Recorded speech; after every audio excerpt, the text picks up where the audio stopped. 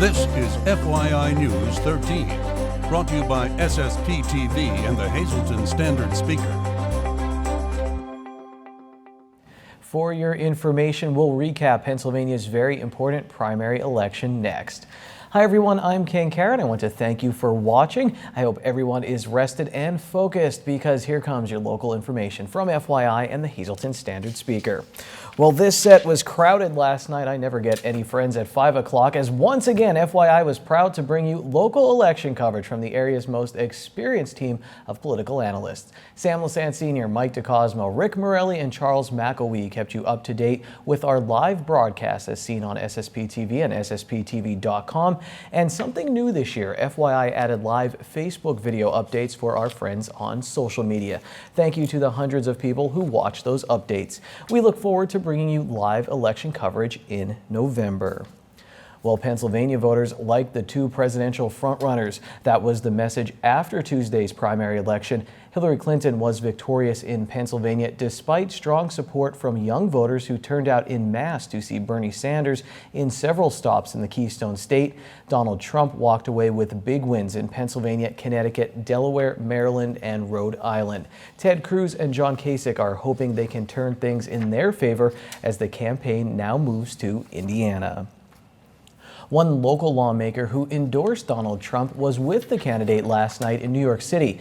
Congressman Lou Barletta joined our election night team via telephone last night to talk about the race. Both Barletta and Congressman Tom Marino had endorsed Trump. Barletta was invited to watch the returns with Republican frontrunner at Trump Towers last night in New York City. Meanwhile, Barletta is also seeking re-election to his seat in the 11th Congressional District. He will go head-to-head with another former Hazleton mayor, Mike Marsicano, in November.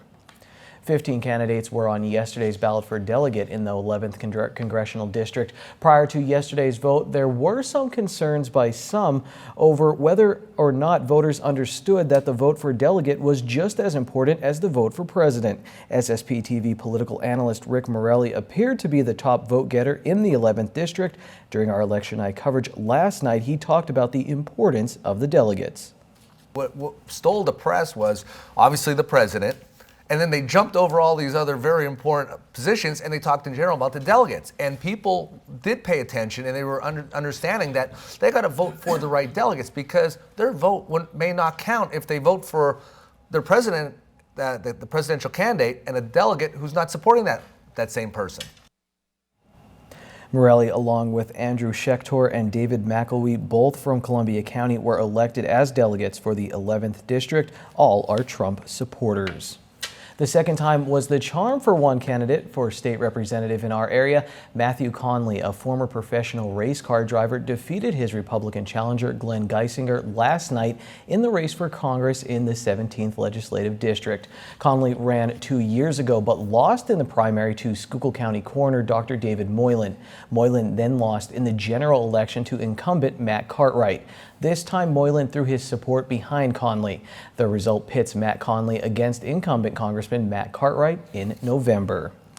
The stage is also set for the race for United States Senator. Democrat Katie McGinty, a former state and federal environmental official, will square off against Republican incumbent Senator Pat Toomey in November.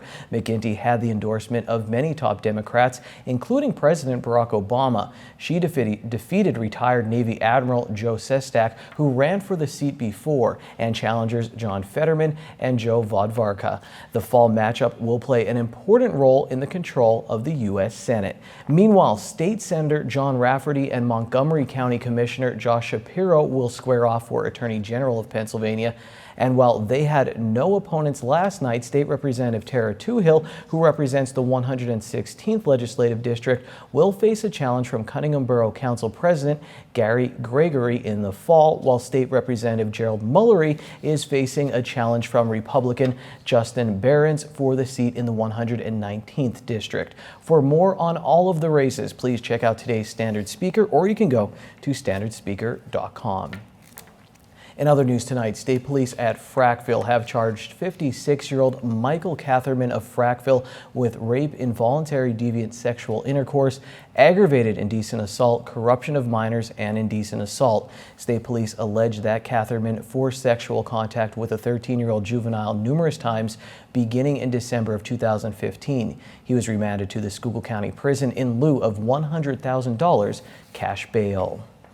Butler Township Police will not charge a man involved in a standoff at his home in Beach Mountain Lakes on Monday night. Township Police Chief Brian Sabatini tells our media partner, the Standard Speaker, that the man whose identity was not released was taken to the hospital for evaluation.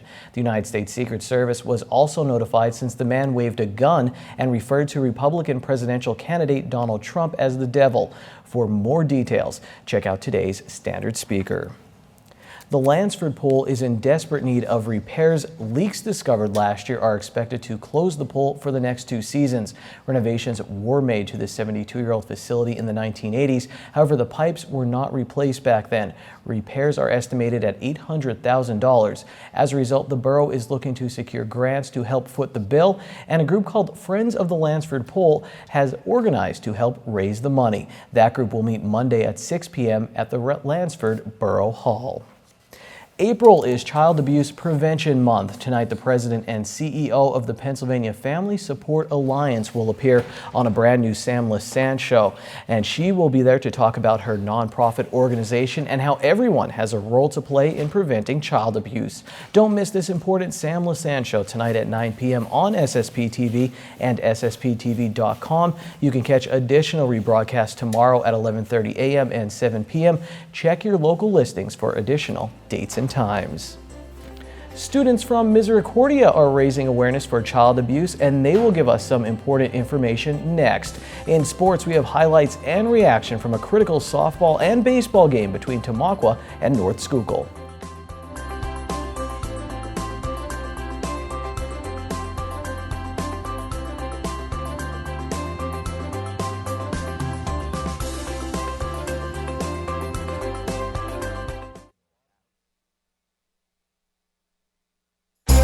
This is FYI News 13, brought to you by SSPTV and the Hazleton Standard Speaker. All right, welcome to this week's Wild About Hunting segment. We're coming to you live from the field today. We are at Dusty W. German Shorthair Pointers in Palmerton, PA. I'm here with our owner and host, Mike Wagner. Mike, good to see you. Good to see you too. Thanks for letting us come down here today. Thanks for having us. All right. Mike, tell everybody a little bit about what Dusty W is and what you do here. Okay, well, me and my wife Jen own Dusty W. German Shorthairs. We breed German Shorthair Pointers, but we're also trainers and we train any pointing dog out there, also flushing dogs. We're both hunting guides, and our philosophy is that the dog should live in the home with you and not outside. Outside's a lonely place for him to be, and inside you get to bond with your dog a whole lot more, and we feel that the dog will work a whole lot better for you if you keep him inside and love him like that. Awesome.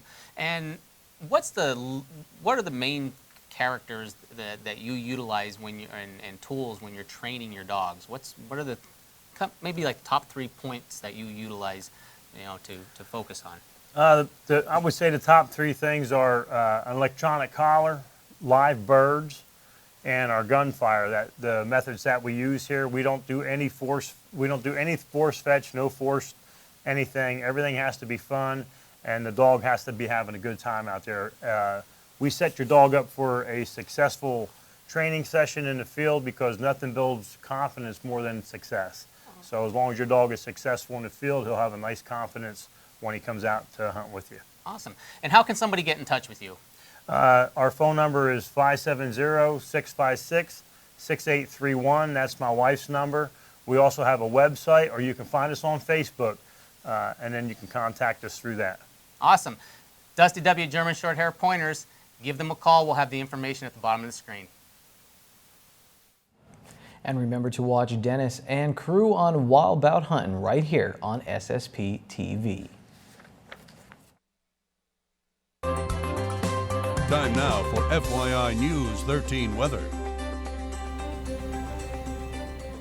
This is the closest I will ever get to golfing during work hours. It was a cool day, but it was definitely warm enough to get in around. Here's our local weather forecast from the National Weather Service. Tonight, mostly clear. Our low will be 38 degrees with a calm wind becoming northeast 5 to 7 miles per hour after midnight.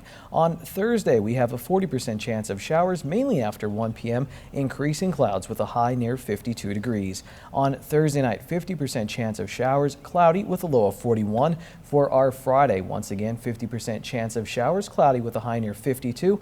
At night, there is a slight chance of showers before 2 a.m., mostly cloudy, our low is 39 degrees.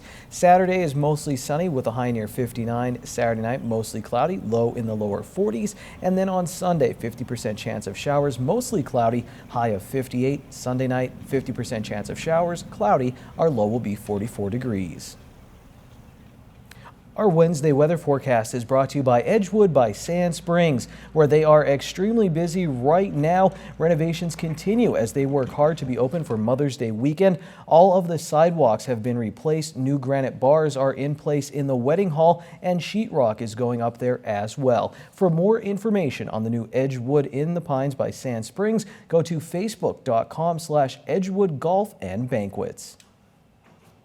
The month of April is designated as National Child Abuse Prevention Month, and today we're pleased to welcome some students from Misericordia University in Dallas, Pennsylvania, who have brought with them some staggering statistics on this subject matter. I'm pleased to welcome Elizabeth Saba. She is a graduating senior in the social work program at Misericordia University, and also Casey Saylor, who is a senior in that program as well. Elizabeth, I would like to start with you.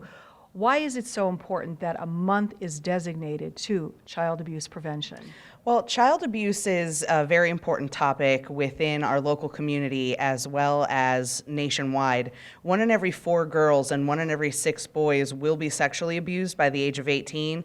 And in the United States alone, a child abuse report is made every 10 seconds. So that's why it's a really important topic to be discussed today and to raise awareness not only this month, but every month throughout the year. Now, I know you brought some statistics with us, and you also brought some purple pinwheels. What is the significance of the pinwheel? Well, the pinwheel started in 2008 as Pinwheels for Prevention. Basically, the pinwheel is the national symbol for child abuse awareness. It represents the childhood that all children deserve. And it basically stands for that whimsical, childlike nature. So that's why if you see the purple pinwheels around, or the blue pinwheels around, then you know that they stand for child abuse awareness. I did not know that until you told me that.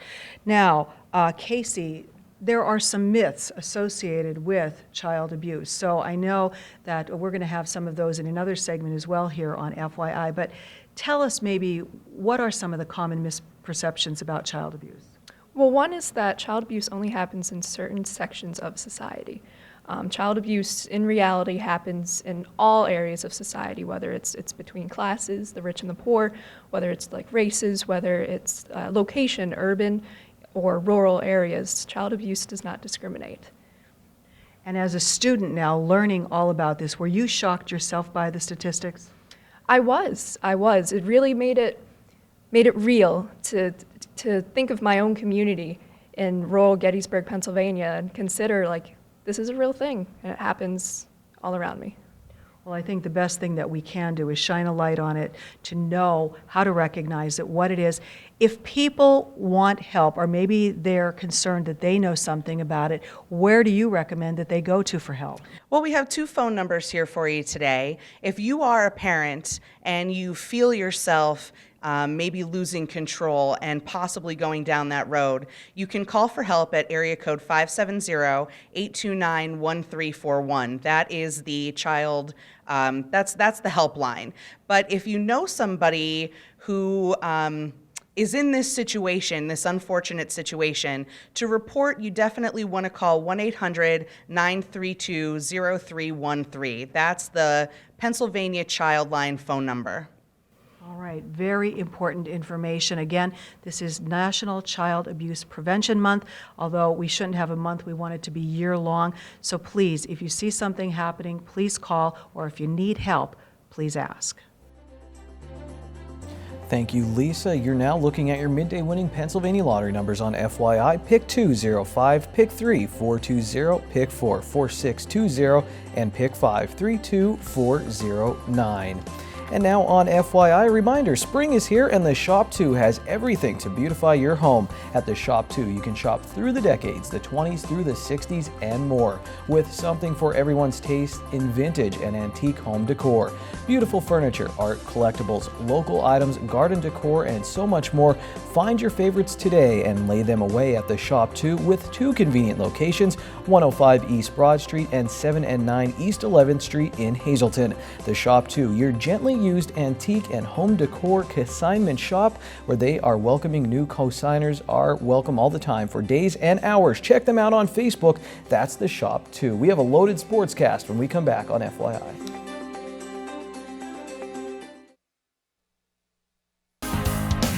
This is FYI News 13 Sports. Sports were a-flowing yesterday in the land of the running water. The North Schuylkill baseball and softball teams were in Tamaqua playing in games with a lot on the line. The Blue Raiders and Spartans came into yesterday tied atop the Schuylkill League Division I baseball standings. Let's see some highlights. North Schuylkill's pitcher Bobby Grigas leads off the game with a single, so the pressure is on Tamaqua starter Matt Minchoff.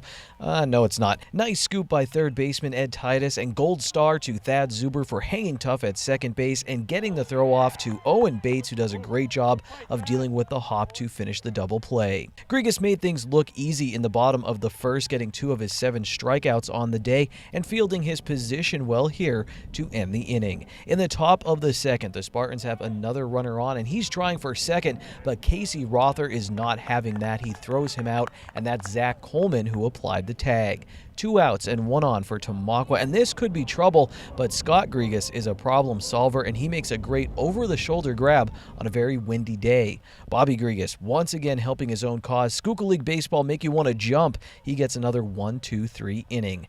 Then he leads off the top of the 4th with a single, and now he's at third base, and the bases are loaded for CJ Steinhilber, who tells everyone to go home. His double drives in 3, and that would be your final score, 3-0, as the Spartans are now all alone in first place. The Tamaqua baseball and softball fields are right next to each other, and just as I was walking over to the softball game, I looked at the scoreboard and saw North Schuylkill was leading that game 2-1. I noticed Tamaqua had a runner on base, and then I heard a loud crack, and just like that, it was 3-2 Lady Raiders. Caitlin Stauffenberg gave Tamaqua the lead for good as Bailey Peterson closed the door and picked up the victory in the circle. Tamaqua is tied for first in Division I of the Schuylkill League now with Pine Grove, and North Schuylkill is a game behind. I spoke with Stauffenberg and Peterson after the win. Coming back in that inning, how good did it feel? It felt awesome going around the bases and bringing in the runs that we needed. Were you guys ever down? I mean, or were you always confident that you'd be able to battle back in this one? We were confident the whole time. We knew our bats weren't on, but we knew they were going to be, and we brought it back. You didn't seem like she wanted to brag about it to me, her home run, but how nice was it? I mean, were you guys never, Great. She's been saying how much she wanted one for the whole season, and she was like, oh, if I would have had a better bat, and then this time she used an awesome bat, and it went. It was awesome. She was due for it. So wait a minute, this was her first home run of the season, was to give you guys Yeah, she came close the one time, and she's like, man, if I would have used a different bat and not my bat, I hate my bat. And then she used Miranda's bat, and it went over. Lastly, what's kind of your strategy when you're going up against North Schuylkill? You know them, very good team in the league, but what's your strategy? I try my best to get them to make mistakes or to get them to get grounders or flyouts. I don't go out and try to hope to strike them out. I know that they're good bats, so I try to make them hit things that my fielders behind me can get outs from.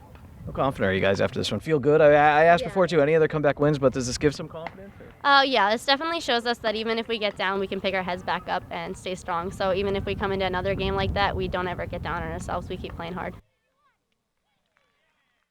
So how crazy is this? Just before the softball and baseball games I went to cover, I was talking with some members of the Tamaqua track and field team for Track and Field Week on FYI starting on Monday. I interviewed Allie Peterson, and she is a successful thrower for the Lady Raiders. Using my keen reporter skills, I asked Bailey if they were related. It turns out they're twin sisters. Softball's my thing. She does everything else. It's fun. She entertains me. I entertain her.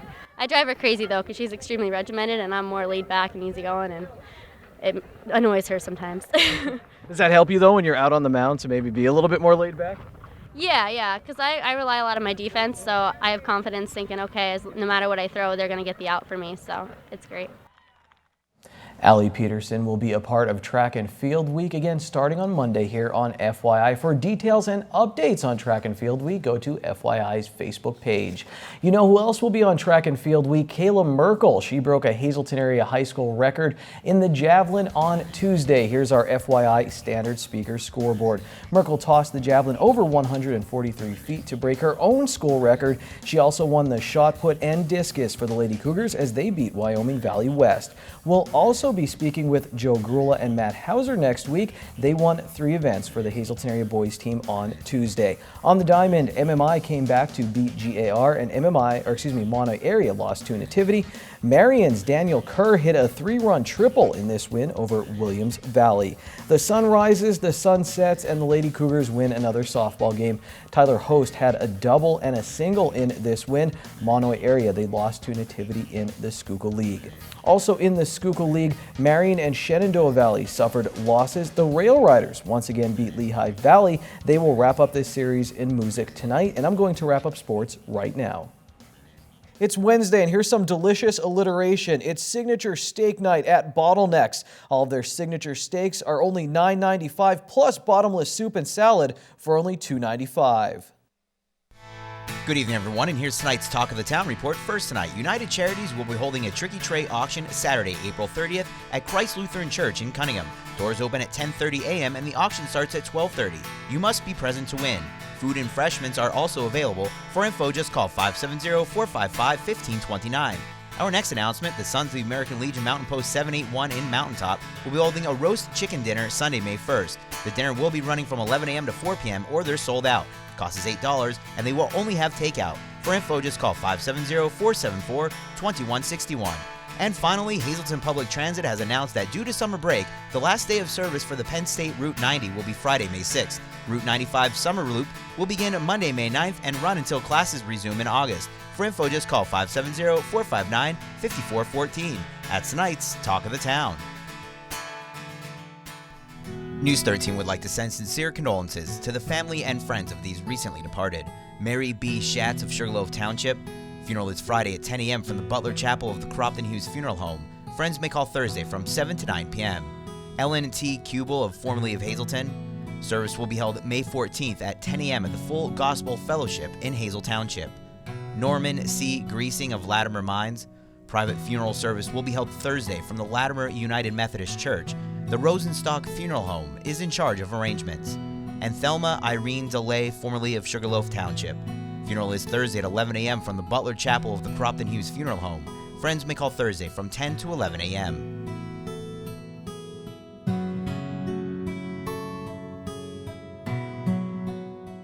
And finally, Brenda Lee Espinada's daughter was running late for the Wegmans family 5K in Rochester, New York. She dropped her daughter off at a starting line and went to wait for her at the finish line, expecting her within the hour. Well, almost 3 hours later, her daughter, 12-year-old Leanne Dianez Rodriguez Espinada, finished the Flower City Half Marathon. When she hit mile 4, her daughter asked the fellow runner how much farther, and it was then she realized she was in the wrong race. According to CNN.com, she knew her family would be worried, but she did not want to quit the race, so she accidentally ran a half marathon.